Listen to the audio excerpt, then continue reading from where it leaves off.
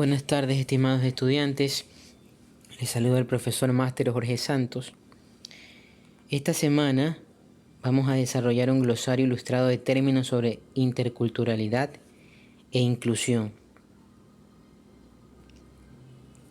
Es muy importante conocer el objetivo del aprendizaje para esta semana, qué es lo que van a construir y por qué. Esta semana los estudiantes comprenderán que la interculturalidad contribuye a la construcción de una sociedad diversa e inclusiva, expresando de forma clara y vivencial un lenguaje en común, teniendo en cuenta todos los lenguajes existentes, el lenguaje plástico, el lenguaje literario, musical, corporal, etc.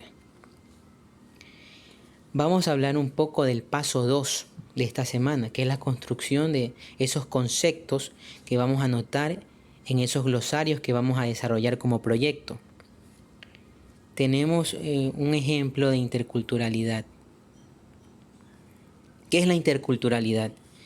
La interculturalidad es un término empleado para referirse a la convivencia armónica, dialogante y no excluyente en miras de construir o desarrollar proyectos políticos comunes a largo plazo, respetando las diferencias culturales de los grupos humanos involucrados.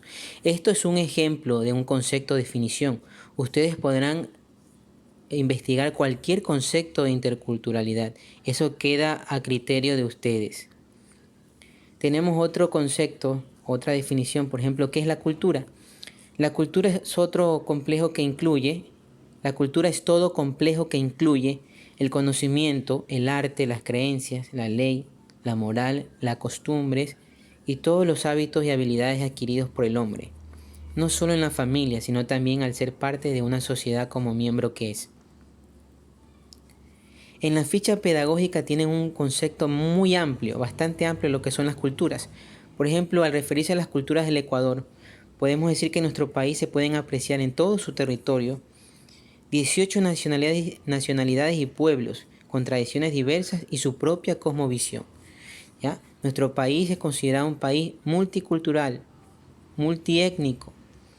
Existen muchas nacionalidades y pueblos indígenas que habitan en nuestro territorio. En la ficha pedagógica tienen un ejemplo muy amplio de eso.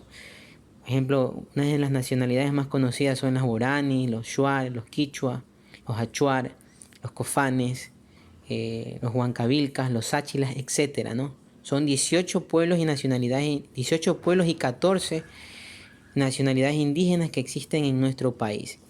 Para una mejor comprensión del tema, tienen que leer todas las páginas relacionadas a esto en la ficha pedagógica. Vamos a analizar otro concepto que pueden incluir en su glosario de términos para esta semana. Discriminación.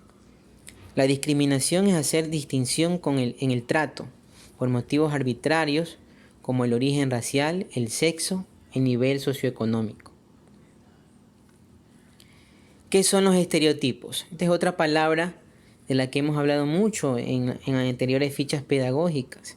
Según la definición que se recoge en la RAE, Real Academia Española de la Lengua, un estereotipo consiste en una imagen estructurada y aceptada por la mayoría de las personas como representativa de un determinado colectivo. Esta imagen se forma a partir de una concepción estática sobre las características generalizadas de los miembros de esa comunidad. ¿Qué es la empatía? Este es otro de los términos que debe ir en su glosario para esta semana. La empatía es la facultad de identificarse con el otro, de ponerse en su lugar y percibir lo que siente. No olvides responder la pregunta planteada en la ficha. ¿Cómo la interculturalidad me ayuda a practicar la empatía con otras personas? Tampoco olviden, chicos, seguir el siguiente esquema para que desarrollen su glosario ilustrado de términos. Tienen que seguir el siguiente esquema, el que ven en pantalla, de cualquier forma que hagan. O sea, si lo hacen en hojas, si lo hacen en forma de tarjetas, esos términos, tienen que seguir este esquema, no lo olviden. Incluir la imagen que represente la palabra, la definición que van a investigar, luego la reflexión, es decir, un concepto, una definición que van a crear ustedes mismos con sus propias palabras y un ejemplo. Ese es el esquema que tiene que tener cada uno de los términos que van a desarrollar en el glosario para esta semana. Bueno chicos, eso es todo. Esperando se encuentren bien ustedes y sus familias. Nos vemos en la próxima. Gracias. Hasta luego.